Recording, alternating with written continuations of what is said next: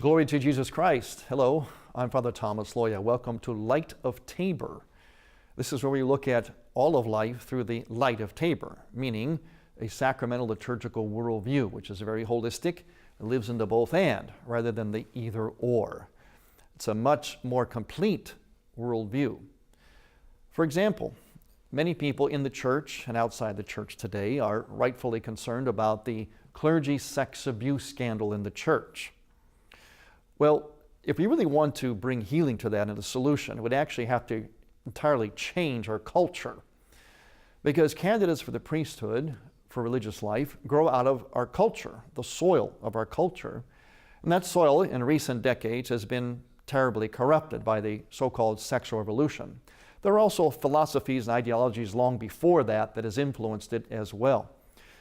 So in the meantime, we have to look at what we can do with seminary candidates and priests.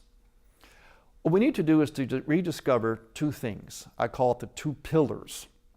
One is the mystical or sacramental view of the priesthood, of manhood, of fatherhood. The other one is the ascetical disciplines that are necessary to live out that mystical vision. Seminarians and priests must understand that they are called father. That has to be real to them, which also means they are also a husband. You can't be a father unless you're a husband. In other words, they have to understand their priesthood in terms of the spousal mystery, and it has to be real. They really are, mystically speaking, a father and a husband, and they have to live that way. They have to come to understand their manhood and their masculinity in light of the priesthood. In fact, one defines the other. Priesthood essentially defines masculinity, and masculinity or manhood defines priesthood. They sort of subsist in each other. The second thing is the ascetical disciplines. Now, this means the discipline of prayer, of fasting, of self-denial, of saying no to the tyranny of our passions, and developing the habits and the communal support in order to live that.